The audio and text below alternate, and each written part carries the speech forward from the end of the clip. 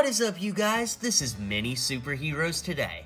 Hey guys, Jonathan here, aka Mini Superheroes Today, back for my third installment of my Q&A series. So how this works, there is a link in the description below where you can drop off some questions for me. I will put those questions in this cup and then answer them randomly every week. So, before we get started with this week's questions, I do want to tell you about a giveaway I'm doing. If you're watching this video before September 27th, 2019, you can enter my $200 giveaway. And basically how it works is I'm going to pick not one, but two winners. And each winner will be able to pick any Lego set that they want up to $100 value, and it has to be currently available on the Lego website. But in any case, I'm going to pick two winners out, and all you have to do is enter the contest in the description below. And basically what that means is pre-saving my new music album that's coming out on Spotify, as well as some other cool things. But it's free to enter, and anybody in the world can enter. So now that we've got that PSA out of the way, let's answer some questions. It can be more than one person, but who inspired you the most to become a Lego YouTuber and customizer? Asked by It's Mad Maxwell 26. So thank you for that question. So I started on Instagram back in 2015 is when it started, March of 2015. And honestly, I know this is kind of funny to say, but like I wasn't really inspired by anybody specifically to start my Instagram. There were some really big Instagrammers at the time, like Akash Lego Productions, who has since become a friend of mine, but a lot of the big Instagrammers since then have kind of stopped doing it along the way, so that's a little bit of a bummer. But basically, I was in my college dorm, and I had a couple Lego figures on my desk. I decided, hey, I should like make Batman fight Spider-Man and put it on Instagram and say like, who would win? And that was right around the time of Age of Ultron, and once Age of Ultron came out, everything just kind of blew up on my Instagram, and that was that. So that's Instagram. And then honestly, the thought just kind of occurred to me about a year and some change ago to do Infinity War customs, because on Instagram, I was making Purist customs, and so many people were asking me how to make them. I thought, you know what? I should make YouTube videos on this, and then when people ask, I can just send them the YouTube link rather than type it out every single time. So I made Thor and Star-Lord right after Infinity War came out, and those blew up, and here we are today on this major channel with almost 24,000 subscribers as of this video. So thank you guys for being part of those subscribers, and if you aren't a part of those subscribers, you should click it now. Mini Superheroes Today. How do you feel about the knockoff Lego minifigures, even though sometimes they have a better design? This question comes in from MagicBoy0078. Well, when it comes to fake Lego minifigures like the Chinese knockoffs, I'm not a fan.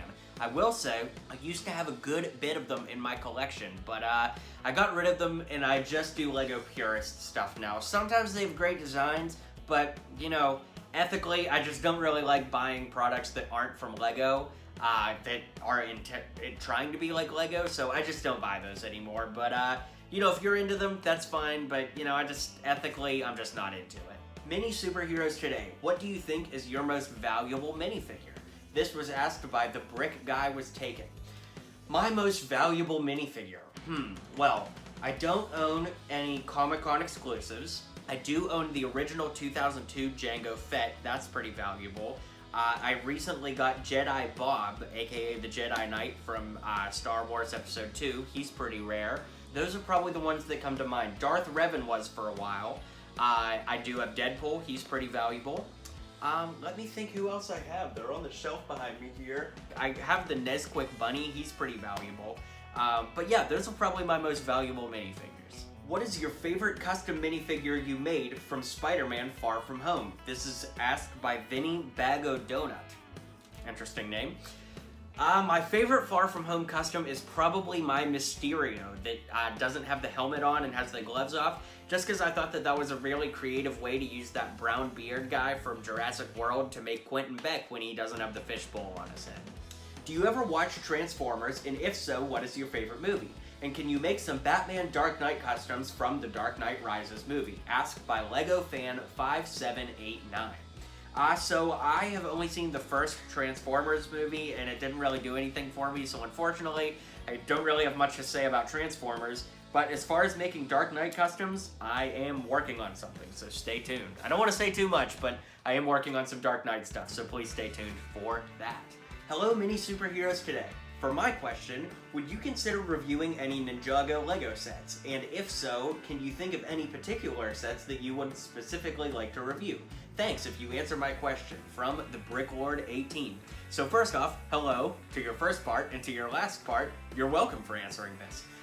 I do have some Ninjago sets, not very many, and none of them are even jumping to mind. As far as reviewing them, I don't know, I've considered it. The only reason I haven't is because I'm not really like into the lore of Ninjago, so I would just be talking about the set qualitatively, like what it comes with, instead of actually knowing the context or who any of the characters are. So if you want to see me review Ninjago sets, drop a comment below. If there's like overwhelming support for it, I will do what the people want and deliver, but you know, based on my own interests, that's, you know, not something that I plan on doing in the near future.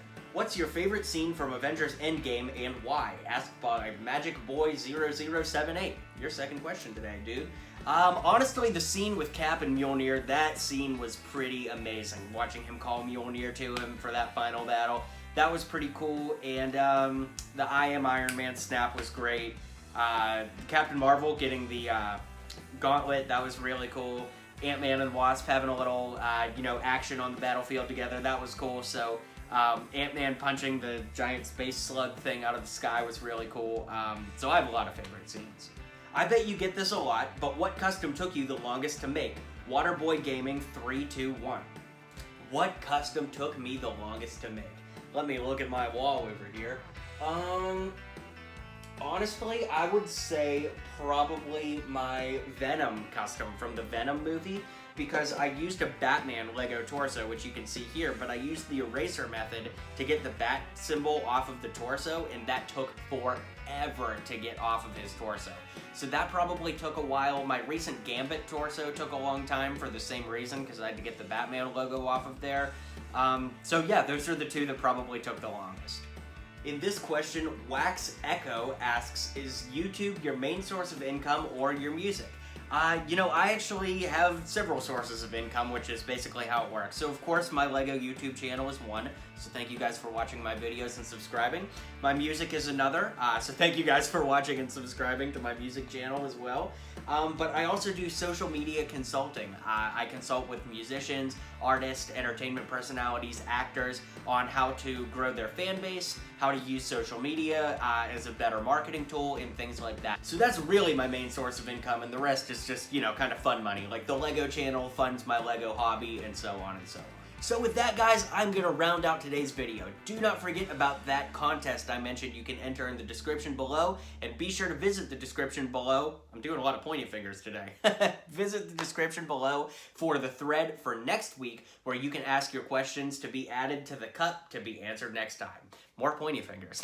So thank you guys so much, and I will see you guys next week for the next Q&A. If you liked what you saw and you liked what you heard, feel free to click that subscribe button for more LEGO content coming in the near future. So, thanks for tuning in to today's video, and until next time, build on.